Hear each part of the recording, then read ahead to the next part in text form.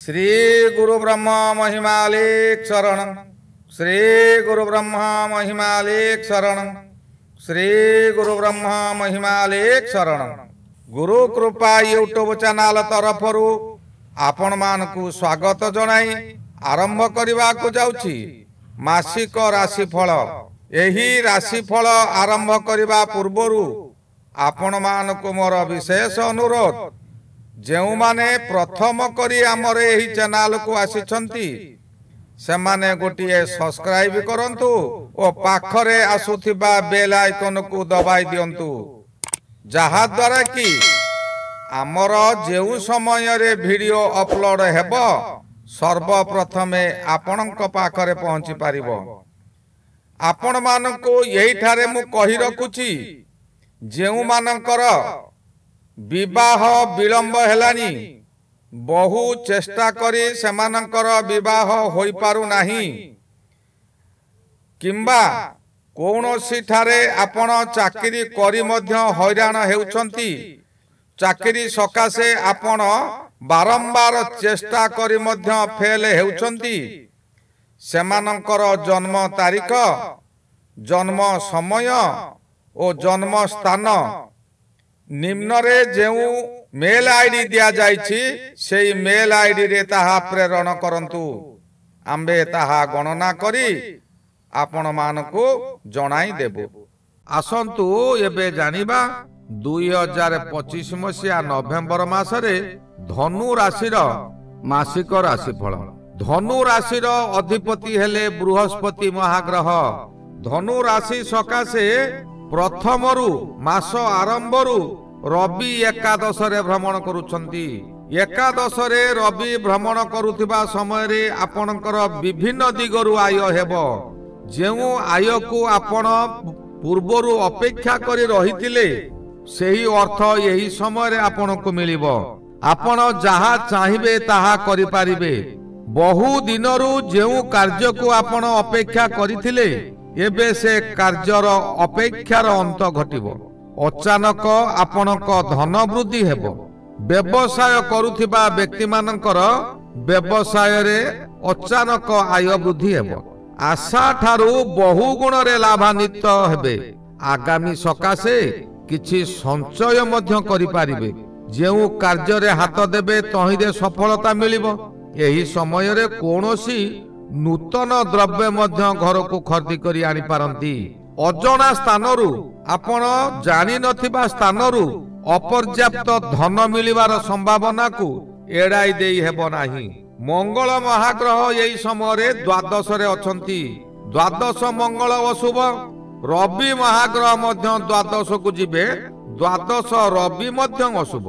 द्वादश रे जेउ समय रे रवि भ्रमण करंती से समय रे आपणकर हठात कोनोसी ना कोनोसी ठारू अर्थ मिलिबार थिला मिली न पारे, किंबा आपण सेही अर्थ सकाशे अधिक खर्च करिवे। आपण एही समय रे काहारी भल उपदेश को ग्रहण करिवे नाही। निज इच्छा रे कार्य करिवे आउ काहारी कथा रे सुनिबा को आपण प्रस्तुत नथिबे। कथा रे अछि आपणा हस्ते जिह्वा छेदी के अछि तार प्रतिवादी। शेष रे आपण हताश हेबे। बहु धार करज रे आपण बुड़ी रहिबे। करजदातांक चापरे आपण बाध्य होई आत्मगोपन करिवे। शरीर आपणकर रोग रे आक्रांत हेबो। मथा विचलित हेबो। सामान्य सामान्य कथा रे आपण अत्यधिक क्रोध हेबा द्वारा निज को निज दंड देबे। मंगल महाग्रह द्वादश रे रही एही कार्य को अधिक बढ़ाई देबे। बहु अशुभ फल मिलिबो। अजथारे कलह सृष्टि हेबो। एपरी परिस्थिति आसीबो आपण बाध्य होई बहु व्यय करिवे। एही समय आपणकर मुंड बुलेइबो। शरीर गरम रहिबो। ज्वर मध्य होई पारे। शरीर गरम रे थरी उठिबो। रास्ता रे जिबा किंबा निज गृह रे दुर्घटना होई पारे। ताहा मानसिक दुर्घटना होई पारे किंबा यांत्रिक दुर्घटना होई पारे, जहा कि आपणक मुंड को अधिक गरम करी देबो। एपरी समय आसीबो आपण बहु कष्ट रे दूर स्थान को यात्रा करिवे। गृह रे किंबा व्यवसाय क्षेत्र रे एही समय रे चोरी डकायती होई पारे। आपण विदेश रे थिबे आपणकर कोनोसी अति दरकारी द्रव्य चोरी हो जाई पारे। बुध मध्य एई समय रे द्वादश रे अछंती। द्वादश रे जेउ समय रे बुध गोचर रे भ्रमण करंती से समय रे व्यक्ति सतर्कता अवलंबन करिबा जरूरी।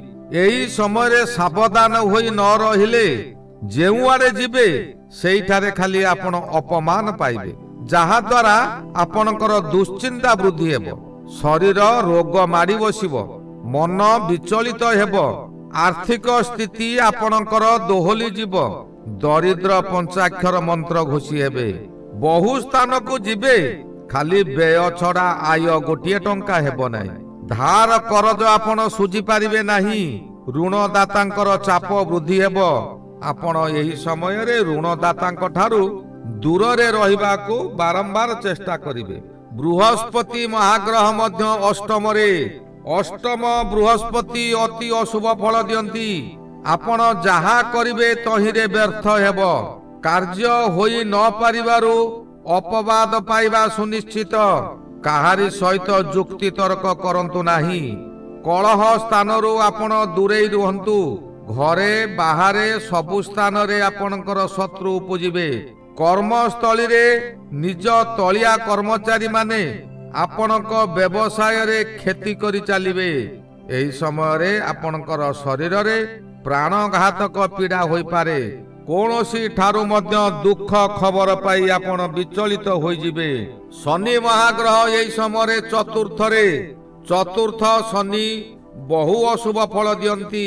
चतुर्थ रे जेउ समय रे शनि गोचर रे भ्रमण करंती से समय रे आपण को प्रत विपद आनी पहुंचाई दियंती। शनिकर अन्य एक नाम हेउची सौरी।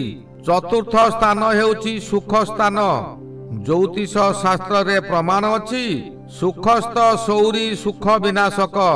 एणु चतुर्थ शनि अति अशुभ फल दियंती। गोचरर आरंभरू मनरे गर्व आनी दिए, शेष भागरे प्रत्येक कार्य रे हताश भाव आनी गर्व को खर्ब कराई थाए। मनरे विभिन्न दुश्चिंता भरी दिए, परिवार मध्यरे अशांति रहे, शरीर पीड़ा होई बहु क्लेश भोगंती। बंधु बांधव आत्मीय स्वजन माने आपणकर शत्रु पालटी जिबे। स्त्री जीवन प्रति विपद आसी पारे। जौन सुखरे प्रबल विरोध भाव देखा देव। एही समय रे आपणकर बहु धन नष्ट हेब। पूर्वरु आपण जहा संचित करी रखिथिले से धन सबु शेष होई जिवो। एही समय रे धनु राशि सकाशे शुक्र महाग्रह द्वादश रे रही आपण को बहु सुख देव। शुक्र महाग्रह जेउ समय रे द्वादश रे थांती से समय रे व्यक्ति को सुख दिए। द्वादश शुक्र आपण को जे कोनोसी बाटरे हेउना काहेकि किछि ना किछि सुख आनी देव। आपण विभिन्न सुगंध द्रव्य व्यवहार करिवे। सुगंध द्रव्य व्यवसाय कले मध्य लाभ करिवे। राजसुख भोग करिवे। राजा परि अयस करिवे।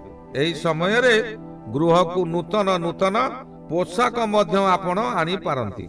राहु महाग्रह एही समय तृतीय रे। जेउ समय रे राहु तृतीय रे भ्रमण करू थांती से समय रे आपण को प्रत्येक दिगरु शुभ फल मिले।